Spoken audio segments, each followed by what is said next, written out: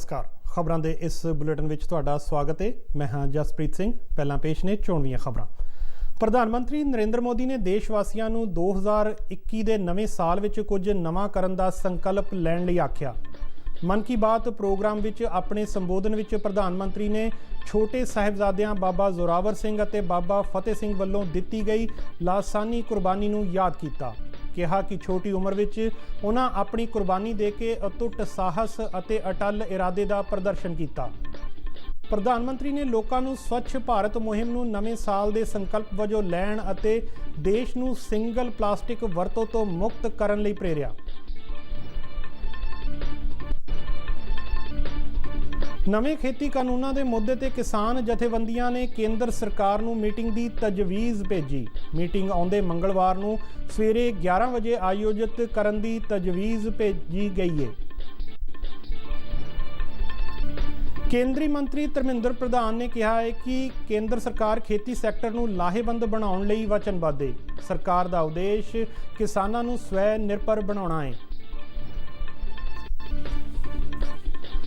नितिन गडकरी ने कहा है कि उसारी अधीन 22 ग्रीन एक्सप्रैस राजमार्ग देश विच आवाजाही अते सफर के खेत्र विच वड्डा बदलाव लियाउणगे।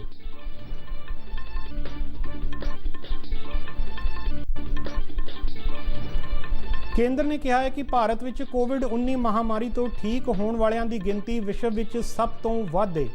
हुण तक सेहतयाब होने वालियां दी गिनती 97,60,000 तो टप्पी। ते हुण खबरां विस्तार नाल। प्रधानमंत्री नरेंद्र मोदी ने कहा है कि अज तो 4 दिनों बाद 2021 के नवे साल का आगाज़ होने वाला है। इस साल के अपने आखिरी मन की बात प्रोग्राम विच देशवासियों को संबोधन करदिआं प्रधानमंत्री ने कहा कि तुसी सारे नवे साल ते कोई ना कोई संकल्प जरूर करदे हो। इस साल तुहानू देश लई कुछ करन दा संकल्प करना चाहिदा है। 4 दिन बाद ही 2021 की शुरुआत होने जा रही है। आज की मन की बात एक प्रकार से 2020 की आखिरी मन की बात है। सफलताओं के नए शिखर छुए, दुनिया में भारत की पहचान और सशक्त हो, इसकी कामना से बड़ा और क्या हो सकता है। आत्मनिर्भर भारत की गल करदिआं उन्होंने कहा कि विशाखापट्टनम तो वेंकट मुरली प्रसाद ने उन्होंने एक विचार भेजा जो पूरी तरह वखरा सी। उन्होंने 2021 लिए भेजे गए अपने सुझाव नाल ABC का एक चार्ट भेजा जिसकी व्याख्या आत्मनिर्भर भारत चार्ट वजों की गई है। यह सचमुच ही एक दिलचस्प विचार है। प्रधानमंत्री ने कहा कि देश आत्मनिर्भर भारत राही नवीं समर्थावां का निर्माण कर रहा है। उन्होंने कहा कि कोरोना महामारी कारण विश्व नूं कई तरह दी चुनौतियां दे नाल-नाल सप्लाई चेनां दे मामले विच भी कई रुकावटां का सामना करना पिया, पर भारत ने कोविड महामारी तो नवा सबक सीखिया अते नवीं समर्थावां का निर्माण किया। इस तरह का आइडिया है। वेंकट जी ने लिखा है, मैं आपको 2021 के लिए 2021 के लिए अपना ABC अटैच कर रहा हूं। मुझे कुछ समझ में नहीं आया कि आखिर ABC से उनका क्या मतलब है। तब मैंने देखा कि वेंकट जी ने चिट्ठी के साथ एक चार्ट भी अटैच कर रखा है। मैंने वो चार्ट देखा और फिर समझा कि ABC का उनका मतलब है आत्मनिर्भर भारत चार्ट। प्रधानमंत्री ने कहा कि अज का दिन उन्होंने महान शख्सियतां नूं याद करन दा दिन भी है जिन्हां ने देश के पुरातन सभ्याचार सभ्यता अते परंपरावां नूं बचाउण लई अपणियां लासानी कुर्बानियां दित्तियां। प्रधानमंत्री ने कहा कि अज के दिन दसम पातशाह श्री गुरु गोबिंद सिंह जी के छोटे साहिबजादियां बाबा जोरावर सिंह अते बाबा फतेह सिंह नूं दीवार विच जिंदा ही चणवा दिता गया सी, क्यों जो उन्होंने जालमां दे अपना धर्म अते महान गुरु परंपरा दीआं सिक्ख्यावां नूं छड्डण लई दिते गए हुक्म नूं मन्नण तो इनकार कर दिता सी। उन्होंने कहा कि साडे साहिबजादियां ने अपनी छोटी उम्र विच ही वड्डी हिम्मत अते अटल इरादे का प्रदर्शन किया। उन्होंने कहा कि यह दिन श्री गुरु गोबिंद सिंह जी की माता गुजर कौर जी नूं भी याद करन दा दिन है जिन्हां ने अपनी शहादत दी सी। प्रधानमंत्री ने कहा कि एक हफ्ता पहला 9वीं पातशाही श्री गुरु तेग बहादुर जी का शहीदी दिहाड़ा सी अते उन्हां नूं गुरुद्वारा रकाबगंज के दर्शन करन अते आशीर्वाद लैण का मौका मिलिया। उन्होंने कहा कि लोग श्री गुरु गोबिंद सिंह जी के परिवारक मैंबरों वालों दिते गए महान बलिदानां नूं याद करते हैं। उन्हां दी शहादत समुची मनुखता लई एक प्रकाश स्तंभ है। दिन गुरु गोविंद सिंह जी के पुत्रों साहिबजादे जोरावर सिंह और फतेह सिंह को दीवार में जिंदा चुनवा दिया गया था। अत्याचारी चाहते थे कि साहिबजादे अपनी आस्था छोड़ दे, महान गुरु परंपरा की सीख छोड़ दे, लेकिन हमारे साहिबजादों ने इतनी कम उम्र में भी गजब का साहस दिखाया, इच्छा शक्ति दिखाई। दीवार में चुने जाते समय पत्थर लगते रहे, दीवार ऊंची होती रही, मौत सामने मंडरा रही थी, लेकिन फिर भी वो टस से मस नहीं हुए। आज ही के दिन गुरु गोविंद सिंह जी की माता जी, माता गुजरी ने भी शहादत दी थी। करीब एक सप्ताह पहले श्री गुरु तेग बहादुर जी की भी शहादत का दिन था। मुझे यहाँ दिल्ली के गुरुद्वारा रकाबगंज जाकर गुरु तेग बहादुर जी को श्रद्धा सुमन अर्पित करने का, मत्था टेकने का अवसर मिला।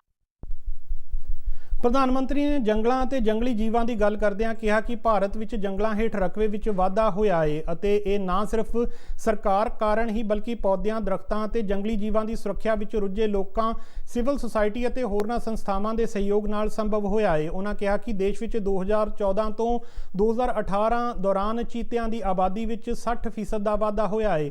ਪਹਿਲਾਂ ਦੇਸ਼ ਵਿੱਚ ਜਿੱਥੇ 2014 ਵਿੱਚ ਸਿਰਫ 7,900 ਚੀਤੇ ਸਨ, ਉੱਥੇ ਉਹਨਾਂ ਦੀ ਗਿਣਤੀ 2019 ਵਿੱਚ ਵੱਧ ਕੇ 12,852 हो गई है।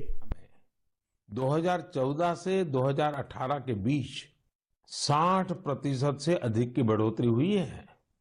2014 में देश में लेपर्ड्स की संख्या लगभग 7,900 थी। वहीं 2019 में इनकी संख्या बढ़कर 12,852 हो गई। ਜੰਮੂ ਕਸ਼ਮੀਰ ਦੀ ਗੱਲ ਕਰਦਿਆਂ ਉਹਨਾਂ ਕਿਹਾ ਕਿ ਕਸ਼ਮੀਰ ਵਿੱਚ ਕੇਸਰ ਦੇ ਖੇਤ ਨੇ ਅਤੇ ਇਹ ਸਦੀਆਂ ਤੋਂ ਕਸ਼ਮੀਰ ਨਾਲ ਜੁੜੇ ਹੋਏ ਨੇ। ਕੇਸਰ ਪੁਲਵਾਮਾ, ਬਡਗਾਮ ਅਤੇ ਕਿਸ਼ਤਵਾੜ ਵਿੱਚ ਮੁੱਖ ਰੂਪ ਵਿੱਚ ਪੈਦਾ ਹੁੰਦਾ ਹੈ। ਇਸ ਸਾਲ ਮਈ ਵਿੱਚ ਕਸ਼ਮੀਰੀ ਕੇਸਰ ਨੂੰ ਟੈਗ ਜਾਂ GI ਟੈਗ ਨਾਲ ਭੂਗੋਲਿਕ ਸੰਕੇਤ ਦਿੱਤਾ ਗਿਆ ਹੈ, ਜਿਸ ਰਾਹੀਂ ਅਸੀਂ ਕਸ਼ਮੀਰੀ ਕੇਸਰ ਨੂੰ ਵਿਸ਼ਵ ਪੱਧਰੀ ਪ੍ਰਸਿੱਧ ਬ੍ਰਾਂਡ ਬਣਾਉਣ ਦੇ ਇੱਛੁਕ ਹਾਂ। तो कश्मीर का केसर बहुत यूनिक है और दूसरे देशों के केसर से बिल्कुल अलग है। कश्मीर के केसर को GI टैग रिकॉग्नाइजेशन से एक अलग पहचान मिली है। ਪ੍ਰਧਾਨ ਮੰਤਰੀ ਨੇ ਕਿਹਾ ਕਿ 2 ਦਿਨ ਪਹਿਲਾਂ ਗੀਤਾ ਜਯੰਤੀ ਸੀ। ਗੀਤਾ ਸਾਡੀ ਜ਼ਿੰਦਗੀ ਨੂੰ ਪ੍ਰੇਰਣਾ ਦਿੰਦੀ ਹੈ, ਪਰ ਤੁਹਾਨੂੰ ਇਸ ਗੱਲ ਦਾ ਸ਼ਾਇਦ ਪਤਾ ਨਹੀਂ ਹੈ ਕਿ ਇਹ ਭਗਵਾਨ ਸ਼੍ਰੀ ਕ੍ਰਿਸ਼ਨ ਦੀ ਆਪਣੀ ਆਵਾਜ਼ ਨਾਲ ਇੱਕ ਅਦਭੁਤ ਗ੍ਰੰਥ ਹੈ। अभी 2 दिन पहले ही गीता जयंती थी। गीता हमें हमारे जीवन के हर संदर्भ में प्रेरणा देती है, लेकिन क्या आपने कभी सोचा है गीता इतनी अद्भुत ग्रंथ क्यों है? वो इसलिए क्योंकि ये स्वयं भगवान श्री कृष्ण की ही वाणी है। ਸਵੱਛ ਭਾਰਤ ਮੁਹਿੰਮ ਤੇ ਆਪਣੇ ਵਿਚਾਰ ਸਾਂਝੇ ਕਰਦਿਆਂ ਪ੍ਰਧਾਨ ਮੰਤਰੀ ਨੇ ਕਿਹਾ ਕਿ ਸਾਨੂੰ ਇਸ ਗੱਲ ਦਾ ਸੰਕਲਪ ਲੈਣਾ ਚਾਹੀਦਾ ਹੈ ਕਿ ਕਿਸੇ ਵੀ ਜਗ੍ਹਾ ਤੇ ਕਚਰਾ ਨਾ ਛੱਡਿਆ ਜਾਵੇ ਅਤੇ ਸਫਾਈ ਦਾ ਪੂਰਾ ਧਿਆਨ ਰੱਖਿਆ ਜਾਵੇ। ਉਹਨਾਂ ਕਿਹਾ ਕਿ ਕੋਰੋਨਾ ਮਹਾਮਾਰੀ ਕਾਰਨ ਇਸ ਮੁਹਿੰਮ ਤੇ ਕੋਈ ਜ਼ਿਆਦਾ ਗੱਲਬਾਤ ਨਹੀਂ ਕੀਤੀ ਗਈ ਹੈ ਅਤੇ 2021 ਲਈ ਸਵੱਛ ਭਾਰਤ ਮੁਹਿੰਮ ਵੀ ਸਾਡਾ ਸੰਕਲਪ ਹੋਣਾ ਚਾਹੀਦਾ ਹੈ। ਸਾਨੂੰ ਆਪਣੇ ਦੇਸ਼ ਨੂੰ ਪਲਾਸਟਿਕ ਦੀ ਇੱਕੋ ਵਰਤੋਂ ਤੋਂ ਮੁਕਤ ਕਰਨ ਦੀ ਲੋੜ ਹੈ। ਅੰਤ ਵਿੱਚ ਉਹਨਾਂ ਦੇਸ਼ ਵਾਸੀਆਂ ਨੂੰ ਨਵੇਂ ਸਾਲ ਦੀ ਵਧਾਈ ਦਿੱਤੀ ਅਤੇ ਕਿਹਾ ਕਿ ਆਪਣੇ ਆਪ ਨੂੰ ਅਤੇ ਆਪਣੇ ਪਰਿਵਾਰ ਨੂੰ ਤੰਦਰੁਸਤ ਰੱਖੋ। ਅਗਲੇ ਬਰੇ जनवरी विच मन की बात दौरान नवे विषयां ते चर्चा की जाएगी। नवे खेती कानूनां नूं वापस लैण लई अंदोलन कर रहीआं किसान जथेबंदियां ने केंद्र नाल अगले गेड़ दी गलबात करन दा फैसला कीता है। सांझे किसान मोर्चे दे एक बुलारे ने ਸਿੰਘੂ बार्डर ते पत्रकारां नाल गलबात करदिआं दस्सिआ कि किसान जथेबंदियां दे नुमाइंदे मंगलवार सवेर 11 वजे सरकार नाल अगले दौर दी गलबात करनगे। उन्हां कहा कि खेती कानूनां विरुद्ध प्रदर्शन कर रहीआं सारियां ही किसान जथेबंदियां दे नुमाइंदियां ने आपसी सहमति नाल केंद्र नाल गलबात करन दा फैसला कीता है। उन्होंने कहा कि असी संयुक्त किसान मोर्चे वालों सारे ही संगठनों नाल गलबात करन तो बाद ये तजवीज़ रखते हाँ कि किसान जथेबंदियां दे नुमाइंदियां अते केंद्र सरकार विचाले अगली मीटिंग 29 दसंबर नूं सवेरे 11 बजे आयोजित की जाए। इस संबंध में खेती मंत्राला के संयुक्त सकत्तर विवेक अग्रवाल नूं सूचित कर दिता गया है।